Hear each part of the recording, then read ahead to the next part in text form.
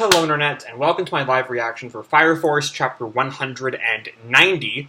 When we last left our heroes, we left the interesting choices of the Obi's being bit plotline to focus entirely on Arthur versus Dragon, which was a ride, with Arthur continually attacking Dragon, Dragon kind of like standing there and taking it, and yet Arthur still being the one who takes damage. Dragon is mostly undamaged at all, and then the chapter ended with Dragon doing this gigantic breath attack, and Arthur having a new, like, flame cloak going on that's kind of part of his delusions, I think. Anyway, we have chapter 190, The Mighty One, and our picture here is the reference we have all been waiting for, the original Excalibur. Boo! Is the little blurb here. Yeah, we're finally getting that straight-up call-outs. Anyway, in front of Dragon, Arthur's new power is shining. As I thought, this dragon is an incredible dragon. We open in Arthur's mind, right where we left off. This dragon isn't your average dragon. Defending it against my breath, I see. And we see the mantle continues to, billow behind Arthur. Is that a plasma mantle? And Arthur runs at him. I'm gonna beat you and become a dragon slayer. And then he slashes across Dragon. It does no damage, it seems. And Arthur, oh no, Arthur is the one who gets hit. We see some blood pop splurt out of his nose. Again, he's getting injured whenever he goes up to attack. Maybe that's part of Dragon's power. He can redirect damage. So weak, hurt by a little scale. Dragon scale. Oh, we see he has these, actual scales wherever he's hit, and they're kind of, flaking off. Maybe they're attacking Arthur. When he cut against him, I can't clearly see from afar, but those scales, they almost seem like the body of an infernal. And Arthur kind of, rubs his cheek. Those dragon scales are pretty terrifying.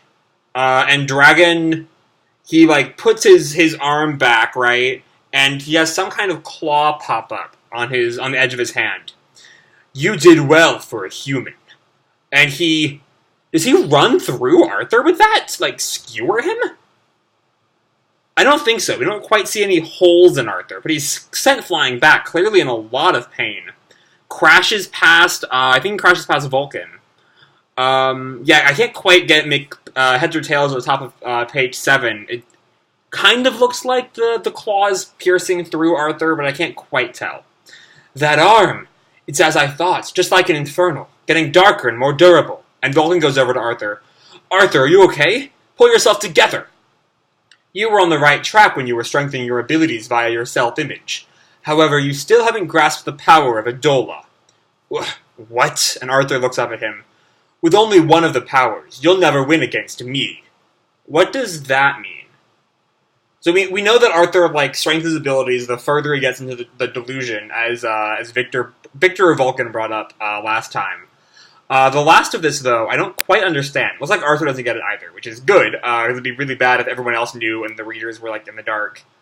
But anyway, so yeah, it seems like Dragon is somehow getting his powers from a Dola.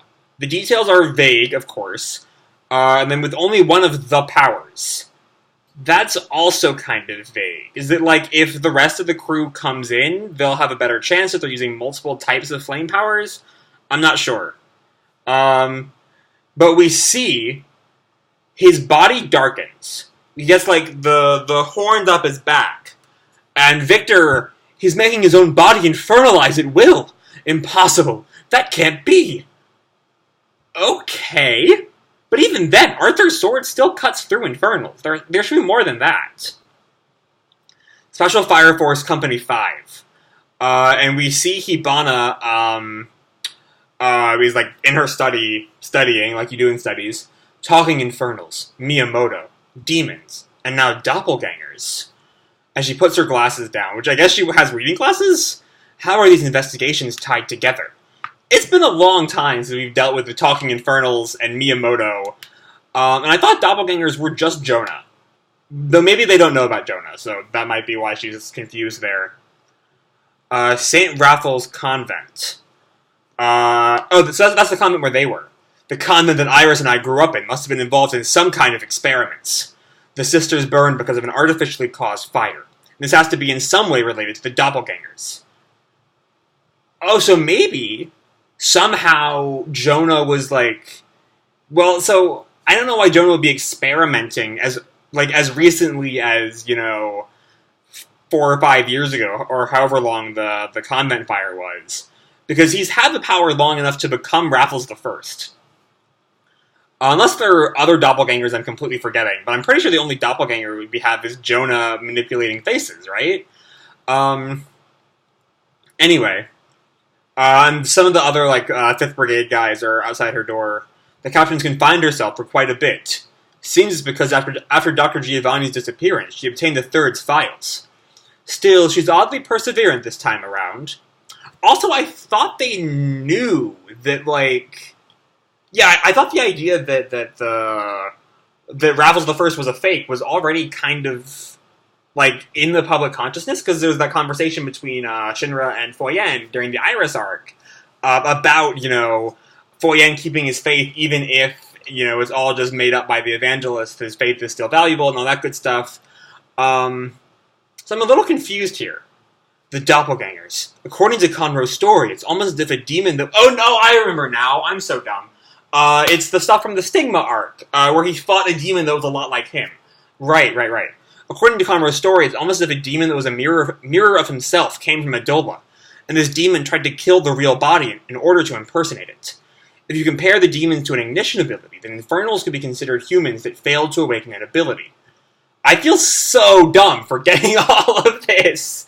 Though, to be fair, we kind of jumped straight into White Cloud Empire, right after that.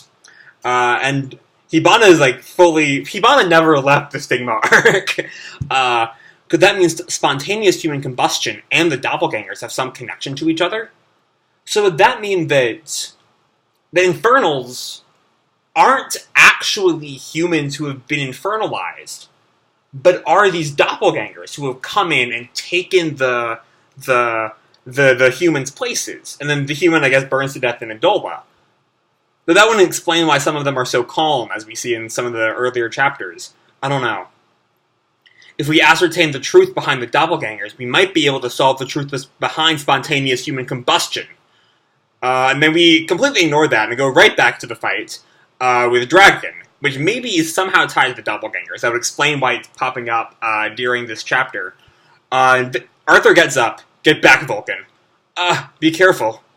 This man named Dragon, he's more powerful than expected. Still, with his properties, Arthur's true power can also come to life. And Hinoa says to Maki, that man, he's strong. He's not a normal human. Then all the more Arthur's self-image will deepen, and his powers get stronger. And Dragon says to Arthur, scatter, human. And Arthur glares at him, and Vulcan yells at Arthur, keep it up! He's the dragon you've been searching for! You can do this, Arthur! He'll be fine! I've never seen Arthur get this serious. At last he used it. The extreme dragonic pressure, making the outer dragon possess the inner dragon. Dragon coordinate. We have a translator note. The way coordinated was written here can be in reference to an outfit. So the pun here may be like the inner dragon is wearing the outer dragon sort of thing. Alright, so we see, his normal form is the inner dragon, and we're seeing, I think the outer dragon refers to his scaled, infernalized body. This is the first time I'm seeing it with my own eyes. It appears he's accumulated a considerable amount of dragonic experience, and we see the mantle come back. It'd have been bad if I didn't find this sword and mantle in a crater. What crater, kid? Your riddles of a crater mean nothing to me. Dragon-killing holy sword, and we see Excalibur extends, widens, and takes on this kind of curved tip. Do him in, Arthur! You're the Night King! Do your best, Night King! The holy blow which destroys dragons! Excalibur! And he raises his sword up high. And he brings it down, I think. Yeah, he's bringing it down. We see Dragon's head is now more infernal. It's changed, also kind of dragonic. He has dragon wings now. And Arthur loses. Excalibur shattered. We see his arm, the blade breaks in half. Not breaks in half, crumbles to pieces. His arm looks pretty cut up over that. To be continued in chapter 191, The Pioneers and the Next Generation. All right. So the chapter is great. The chapter is fantastic. It both continues and betters an incredible fight between Arthur and the dragon, of Arthur maybe losing? I can't imagine Arthur dies here. Like, I could have seen Obi dying back when we thought Obi could get bit by the bug, because Obi's at just the right amount of, like, relevance, where, like, if Obi dies, it will dramatically shift, like, the scope of the show, but it can still kind of overcome that. Kind of reminds me at this point of, maybe of the third Hokage dying at the tuning exams. It kind of reminds you that, like, death is there and can affect people we care about, but also the show can continue without Obi. It would be different, but it can continue without Obi. Arthur, though, is important enough that he's in a very different position than Obi. Arthur dying is kind of game-changing, because he's one of the main characters, you know? He's kind of superfluous to the central mystery, but he's still important enough that, like, if Arthur dies, that kind of hit to morale changes a lot of things. But I think it's way too early to say Arthur will die. You know, I also thought Juggernaut would die during Orochi, but he just lost a couple of limbs. And maybe, it's kind of, this picture here, it's kind of hard to tell exactly what happened to Arthur's arm. Definitely something happened, because we see these little, like, bumps where his arm is, or was. It's kind of vague. So he's had some damage to his arm, not just to the blade. But also, it looks like it's mostly just, like, the pressure of Dragon breaks. Like, it doesn't look like any attack is coming toward... If you look on page 18, it doesn't look like there's really any attack coming towards Arthur. It's just, like, the pressure is so big it shatters Excalibur and Arthur's arm. So yeah, the fight is great. This last part especially, you know, I was kind of getting ready to complain, oh, he just kind of stands up and he finds the strength to beat Dragon. Alright, it's drawn cool and everything. You know, it's kind of a tense scene, but put in the anime, give it some good music, it'll be a lot of fun, but it's also kind of dumb, because he just kind of gets up and wins now. But then the last page changes everything. But even before that, the pairing this with the Doppelganger investigation, to me implies that the Doppelganger is tied to Dragon's powers. How Dragon is, you know, infernalizing and de-infernalizing and all of that good stuff. The details, of course, I don't have any idea, because, yeah, there's a lot going on here. But also, let's just say, when's the last time we were, like, seriously looking into the truth behind spontaneous human combustion? Like, we've been so focused on the White Clad, the whole, like, idea of, you know, solving the truth behind spontaneous human combustion, you just kind of assumed that it was... at this point, I had assumed it was just, like, the evangelist doing things. Though we do know that, like, there's the difference between evangelists created the artificial human combustion and natural human combustion. So it makes sense that there is this doppelganger thing that I imagine has to... Like, my theory at the moment is 100%. There are alternates of everyone on the planet. And when doppelgangers break through, they become the person infernalized, and the person goes to a duel and probably burns to death in, like, 5 seconds or something. I don't know. But yeah, this chapter opens up a lot of questions and gives us a great fight. So this chapter is fantastic. That's all I have to say for this chapter, so I'm going to leave this video off here. Hope you all enjoyed the chapter and the video itself. If you did, feel free to drop me a like or subscribe, you know, do whatever makes you happy, you know? And remember, your life is your own, okay? Bye!